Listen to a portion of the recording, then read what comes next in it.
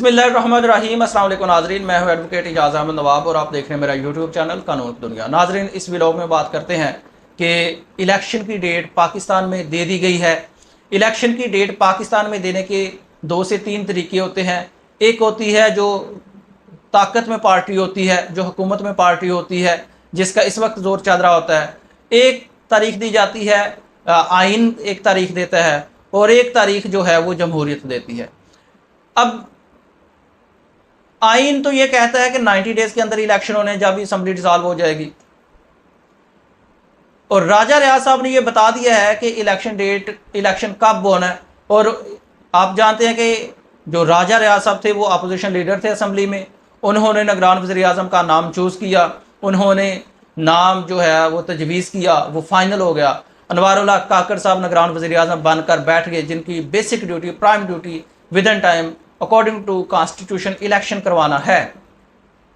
लेकिन वो अभी तक कोई मीटिंग, कोई ऐसा अजलास, कोई ऐसा लेटर, कोई अभी तक कुछ इशू नहीं हुआ, कोई नज़र नहीं आ रहा। सुप्रीम कोर्ट बार एसोसिएशन ने भी एक पिटीशन फाइल कर दी है सुप्रीम कोर्ट में कि विद इन 90 डेज इलेक्शन कराया जाए, और जो नई सेंसस और डिलिमिटेशन का मामला है उसको कालअदम करार दे कि मुश्तरका मफादात कौंसिल का फैसला ये यकीनी करवाया जाए, यकीनी बनाया जाए कि इलेक्शन 90 डेज के अंदर होने, ताकि आइन और जमहूरियत मुल्क में कायम रह सके, अदालतों का भरम रह सके। जबकि जो राजा रियाज साहब हैं, मतलब ये आइन और अदालतों ने जो डेट देनी होती है वो होती है according to constitution with 90 days.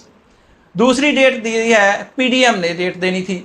PDM मतलब जो हुकूमत छोड़ के गई है, और निगरान सेटअप जो है उन्होंने जो डेट देनी होती है वो भी अकॉर्डिंग टू कॉन्स्टिट्यूशन 90 डेज देनी होती है।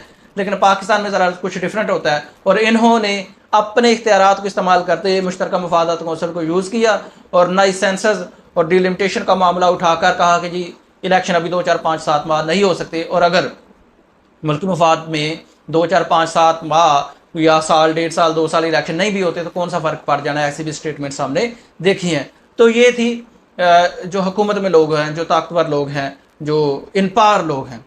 अब तीसरी जो डेट है वो दी है राजा रियाज साहब ने। राजा रियाज साहब कहते हैं कि इलेक्शन होंगे फरवरी 2023 में, और ये फैसला कर लिया है बड़ों ने। राजा रियाज साहब कहते हैं, काशिफ अब्बासी के प्रोग्राम में ये इंकशाफ करते हैं, दुनिया न्यूज़ की ये खबर है कि इलेक्शन पाकिस्तान में जो जनरल इलेक्शन है, आम इंतखाबात फरवरी 2023 में होंगे, और ये बड़ों का फैसला है, ये राजा रियाज साहब कहते हैं।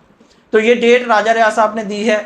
अब देखना ये है कि इलेक्शन फरवरी 2023 में होते हैं या इलेक्शन विद 90 डेज होते हैं। लेकिन बहरहाल अपोजिशन लीडर राजा रियाज, निगरान वज़ीर आज़म को तजवीज़ और सिलेक्ट करवाने वाले और ओहदे पर बैठाने वाले राजा रियाज साहब, जिनका ये दावा है, वो कहते हैं कि बड़ों ने फैसला कर लिया है कि इलेक्शन होने हैं फरवरी 2023 में। अब हमने देखना है कि आइन का पर अमल होता है या राजा रियाज के बड़ों पर अमल होता है। राजा रियाज साहब कह रहे हैं बड़ों ने फैसला कर लिया। मुझे नहीं पता ये बड़े कौन है, ये राजा रियाज साहब को पता होगा बड़े कौन है, या शायद अवाम को पता हो कि ये बड़े कौन है।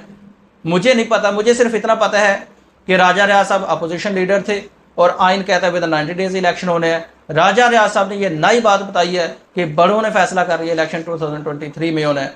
ये तो सवाल राजा साहब से होना चाहिए कि बड़े कौन हैं और बड़े फैसला करने वाले कौन हैं, और आइन क्या होता है। बहरहाल इलेक्शन की डेट का अभी तक पाकिस्तान में ये सीन चल रहा है कि कुछ फाइनल नहीं है। इलेक्शन होते हुए विद 90 डेज फ़िलहाल तक जो हालात चल रहे हैं नज़र नहीं आ रहे हैं। बहरहाल देखते हैं कि नेक्स्ट होता क्या है, ये विद इन 2 वीक्स मालूम हो जाएगा। शुक्रिया।